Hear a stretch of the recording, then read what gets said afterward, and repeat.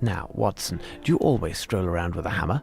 Are you using it for testing Lupin's victims' reflexes? No, Holmes. It's just... I do believe I could use that tool. Certainly, take it. I must replace it near... Later, Watson. It's the only way. I hope I don't damage the paper that I assume is inside.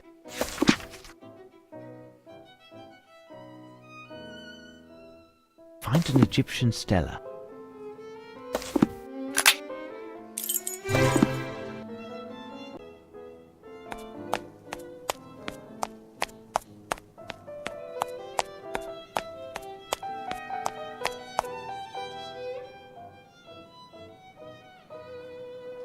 Unless the Egyptians took up Latin, this letter E is in Lupin's hand.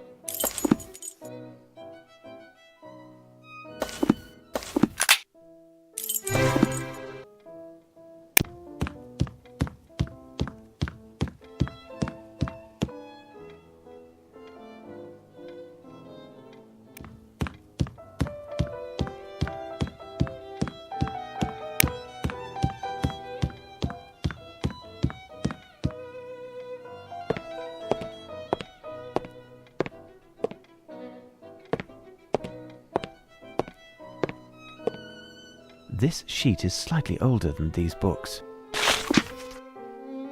It's a musical score. This melody certainly has a meaning. It's most likely a popular tune. I'll need the advice of an expert.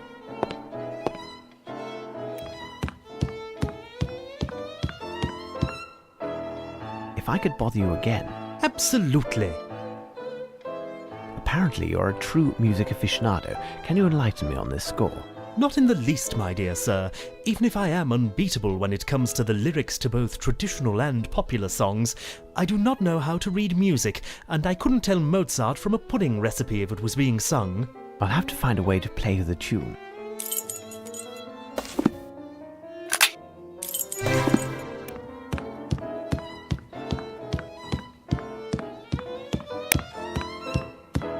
This instrument will do the job.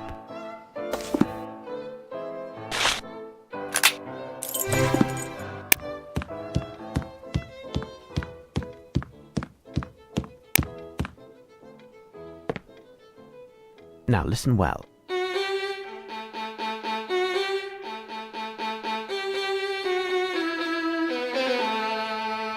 Return, return, return from whence you went. Return, return, return from whence you went. Do you recognize this music? Certainly, a little ditty by a quartet who failed to meet with any great success. Their coiffures, which I thought were just divine, were thought to be a little too avant-garde and didn't do well either. Do you know the name of the quartet or that of the song? The song is Return, and the group The Scarabs. Return, the Scarabs. I thank you. Return quickly.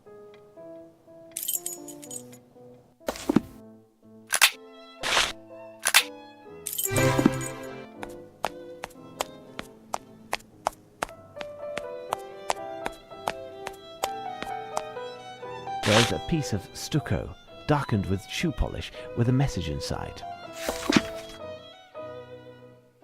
I must find something that resembles the description given in the poem.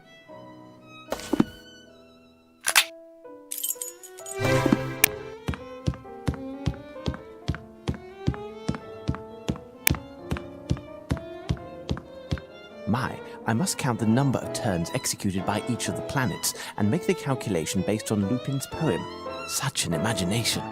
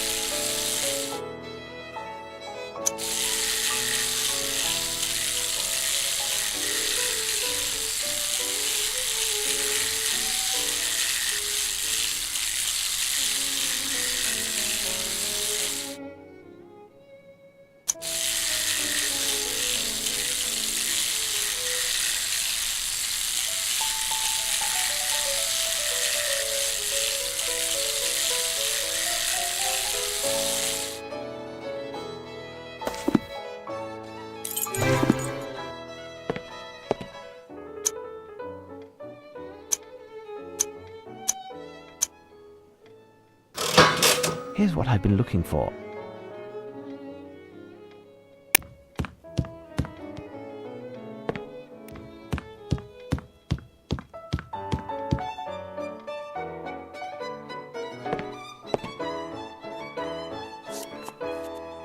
No book, but Lupin has left me a message. The last, undoubtedly.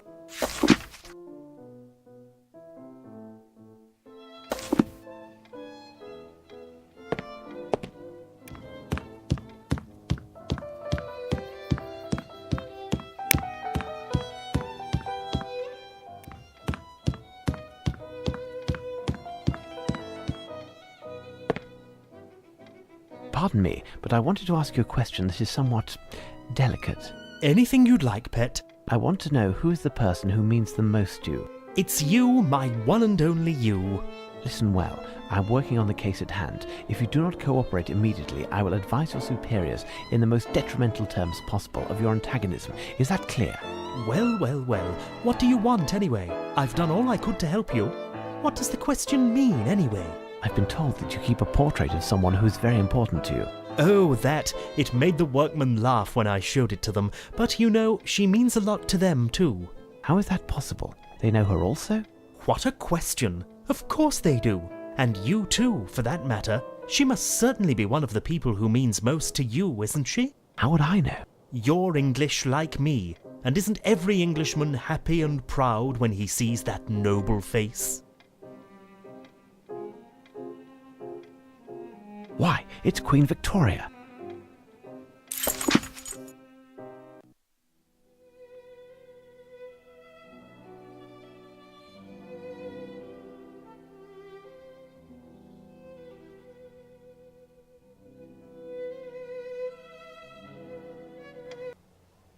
There, Holmes, I've told you everything. You are correct. Someone on the inside did help Lupin enter the museum, and I must shamefully confess that it could only have been me. That rogue, under the guise of a journalist, played me, and I was blind to it all. He even left me his card the first time we met. Here, look. Maybe there's a clue.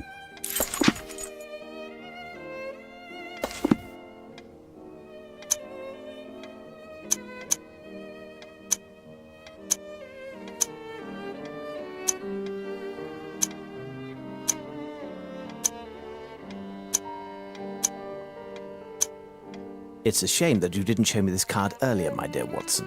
Our adversary is both talented and bold, more than any other criminal mastermind we have ever fought, with one exception, and he has fooled us yet again. This adventure, however, has forced him to discover something. We have the lead, and he has had to improvise. In addition, he inevitably must have had a retreat somewhere in the vicinity to be able to observe us and to hound your footsteps. He's ingenious and has certainly left the location already, but he may, in his haste, have left some small clues behind. But we have no idea where his hideout could have been. The only place we might receive any information is the Golden Lion, but nobody there will say anything to you or me. Indeed, the Golden Lion is a hostile spot, unless you use the same weapons as your adversary.